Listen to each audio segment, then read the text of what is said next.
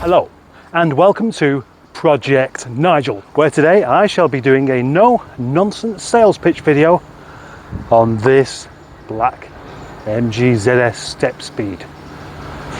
Oh, you're gonna like it. Looks fantastic, doesn't it? Well, it is from there. I thought I'd start from the rough side of the car, and that's this side. I haven't polished this side yet. Let's not get ahead of myself. Why does that matter? It is an MG ZS 120 automatic. That is the Stepspeed or CVT gearbox. It's a very rare car. In actual fact, if all of the jobs were done on this car, I reckon we could be asking quite a lot. And when I say we, I mean me and somebody else, not just me.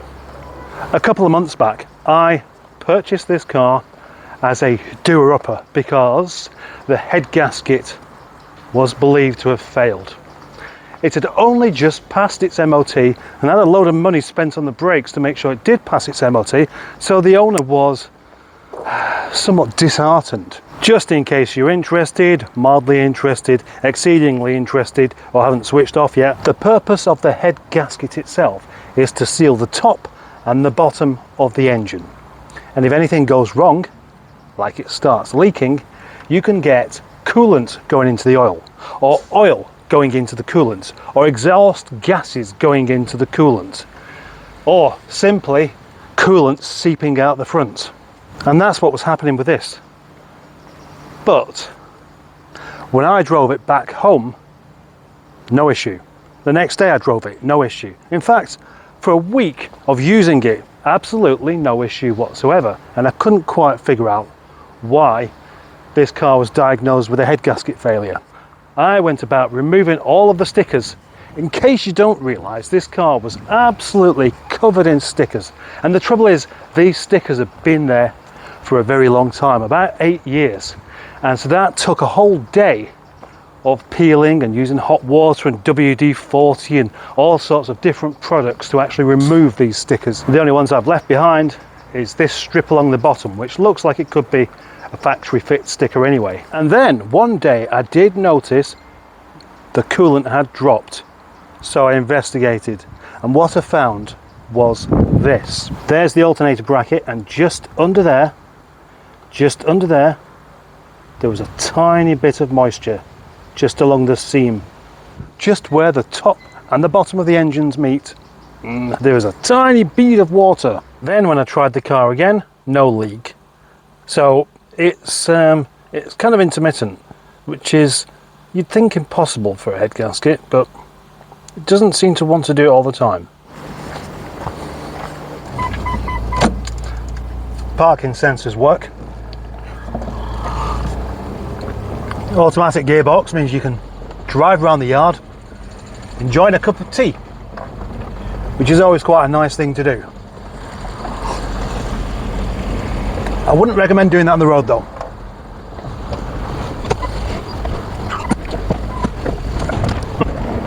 That was a very exciting cup of tea. What I would like to do next is point out all of the things on this car that make it less than perfect. Now, at the age that it is, which is 19 years old, you wouldn't actually expect it to be perfect, but you might expect it to be quite good. So, down this side we have beautiful pearl black pearlescent paint. It's a wonderful colour, and it has these gills here. You see, it's got an original factory fit body kit stuck on it. Whereas the other side, it may be the same pearl black, but I haven't polished it yet. No. So we can see this is a bit swirly, whereas the other side isn't. But not to worry, because it still has the body kit. Look closely and you will see a set of colour-coded 11-spoke MG wheels, 17-inch wheels as well. That's a plus point, isn't it? Unless you don't like them that colour, then it isn't. On the whole, the paint is quite good, with barely any dents anywhere at all, but it does have a badge missing. And not only that, look at the bonnet. It needs a respray, and so does the roof. In fact, let's have a proper look at this roof, because it is worse We can't get away with not respraying that. You could though. It seems reasonably clear to me that this car has had a respray on the roof, possibly many years back. And what can happen is that the paint hasn't entirely bonded with the original paint and they've fallen out. Today we have direct sunlight, which is brilliant for showing up any marks or bits of dirt left on the paint. Now we could say that that is a downside to this car. I've just suggested you could say it, so you say it if you want to do.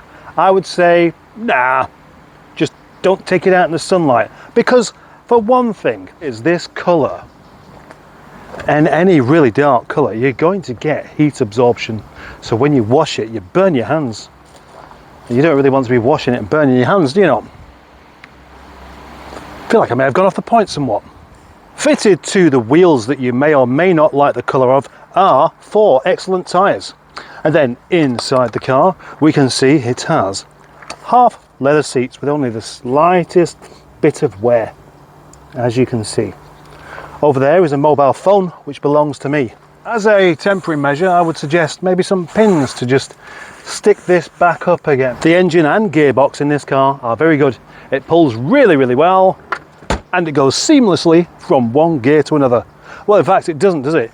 Because it's a CVT box, which means it has like a continually changing gear ratio.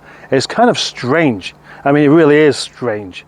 So yeah, that might put you off, or it might be exactly what you're looking for. That is the way that Rover did it, and that's the way they did it in this car. And it is, well, I was going to ask myself whether I like it or not, but I'm not going to answer that question because I never actually made my mind up. I kind of like it, but then, you know, I also think it's weird. The combination of a CVT gearbox in a ZS is quite curious, that's for sure. But you might like it, or you might not. And presumably you wouldn't be thinking of buying it if you didn't like the idea of it. What else can I say about that? You know, it's just, if you want it, if you want to buy it, I don't really need to give you an explanation. What you might want an explanation for are 2 things. One is, why am I not finishing the paintwork off? Well, the answer is, how far do I go? It's quite time consuming, and some people are not as bothered about this as what I am. Why don't I simply do the head gasket myself? Well, for the moment I can't really justify the funds. And not only that, I've got too many other things to be working on just here. So as much as I would like to just simply do it, the MOT will probably have run out by that point, and you might as well just take it on yourself. Besides that, and this might sound a bit strange, I actually want to do a no-nonsense sales pitch on a car where I can really just pick holes in it and say it's got all this wrong with it. Unlike the last couple that I did, where there was very little fun to be had. So, for the moment, in the boot there's a box, and there's a couple of other boxes, and there's that should be underneath there. And there's a bit of this, you know, basically, I haven't even tidied the boot up. That's bad. That's really bad. But at least it's honest. Let's go back under the bonnet. I'll show you some rather exciting things. We have a 1.8 engine, K-series of course, full of dirt and other bits of things that you get underneath an engine bay. We have an expansion bottle that isn't entirely clear. We have, well, more dirt, and more dirt. That looks like a new belt on there, which is always rather nice. This battery, oh, this battery's not quite as secure as it should be.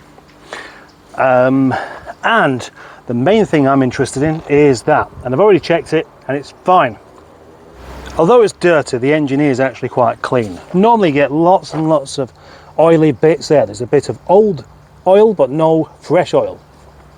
Speaking from the passenger seat, here I have a folder full of receipts and all sorts of things, including a head gasket that was done, well, 5 years ago. Now, it's a proper one as well, a proper bill with lots and lots of money spent on the thing. Lots of money spent on it. There's quite a lot of paperwork to sort through there and file properly, or chuck away as some people do. But I'm not going to chuck it away or file it properly. I'm just going to put it back down there.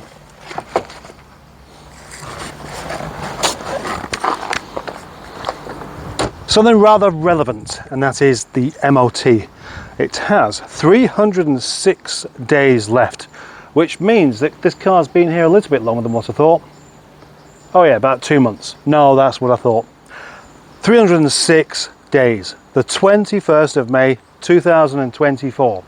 So, loads, 57,641 miles. That works. That one doesn't.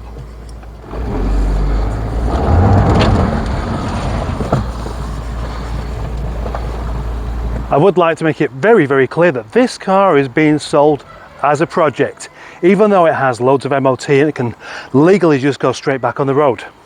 If you're interested, just say so, or contact me through Facebook, Paul Roverman, that's me, and we'll sort something out. Don't you just hate it when the seller says PM for details, PM for price? I do. So even though this car is not of interest to everyone watching this video, I can tell you this car, as it is £900. £900. Thank you.